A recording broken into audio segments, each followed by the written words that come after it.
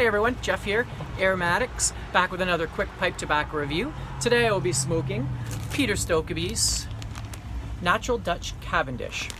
So to be honest, I am not the biggest fan of Peter Stokkebye. I tried a lot of their tobaccos when I first started smoking, and I found they were either just too weak or they bit me really bad, so I kind of gave up on them. But a while ago I made an order of some other tobaccos and I needed to fill it out to make the shipping worthwhile. And I added a couple ounces of this to the order just because it was the only tobacco on the list that I really haven't tried yet. So I thought, what the heck, I'll take a chance on it. So I did, and I'm glad that I did. So anyway, what this blend is a mixture of Burley, Virginia, and Cavendish. So it says, and it's been Dutch Cavendished, and I have no idea what that means, but I can describe what it smells like and what it tastes like. So the smell in the bag is just very tobacco-y.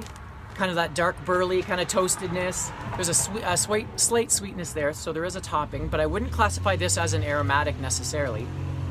And a little bit of a smokiness. It does not list dark-fired Kentucky, but I can guarantee that it has to have some in there. It just has that familiar smell that I recognize.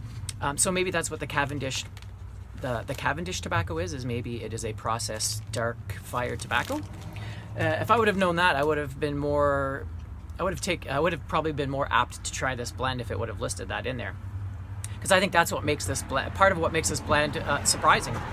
So it is a fine ribbon cut, and I've got it packed in my pipe here, so let's light up and see what we're tasting.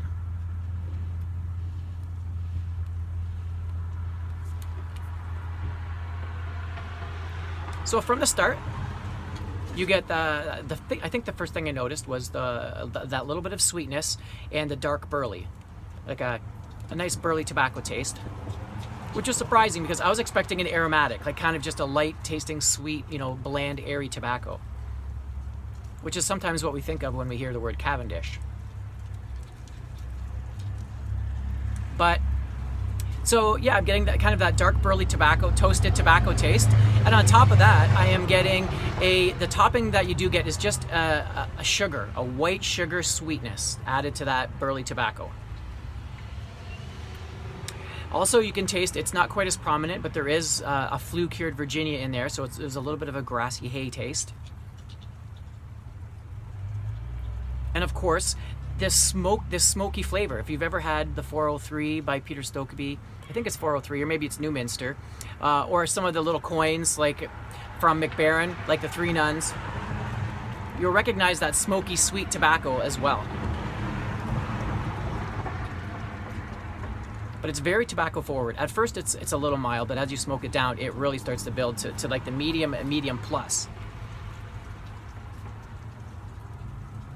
But the one thing that struck me, it kind of scared me at first, was it's not a huge factor, but there's this aftertaste you get in the back of your throat that's hot, like a hot spice. Not like a pepper spice like Perique, but like if you ate a ginger cookie and it's sweet and sugary at first, and then all of a sudden you're getting this heat in the back of your throat that ginger has. That's what this has. So maybe there's even like a slight ginger component to this.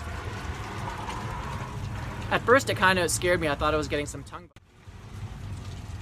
But now that I'm used to it, I actually look for it. Sometimes I don't get it as much as other times, and I actually miss it. It's sort of like when you first start smoking a Virginia Perique, and you might not like that pepperiness, and then after a while you learn to like it, and that's what you expect. That's kind of this aftertaste that I get with this. So if you're into like the Cadre type blends, like half and half, or maybe a stronger type of burley tobacco or burley Virginia, this tobacco would probably be right up your alley. It makes a great everyday smoke. It's almost not replaced, but usually half and half is my everyday smoke that hits all the bells for me. And this one does the exact same thing. It's not necessarily the best tobacco, but when I'm just looking for something, like I could smoke this at any time and it would always satisfy. It's got that sweetness, kind of a sugary sweetness, and it's not like anything in particular, like a vanilla. It's just sweet, and then you've got a good tobacco taste, and a little bit of complexity, and that smoky, dark-fired thing going on as well. So very, very satisfying, and low nicotine. I don't get any buzz from it. So if that sounds like something that you might like, definitely never mind that whole Cavendish thing. It's not an aromatic or a pure aromatic. It's definitely a tobacco. So I'm gonna keep on enjoying this, and I'll end my video here. So hope you guys enjoyed it. And have any of you tried this tobacco? I haven't seen many people talk about it. If so, let me know what you think down in the bucket below. So until then, peace.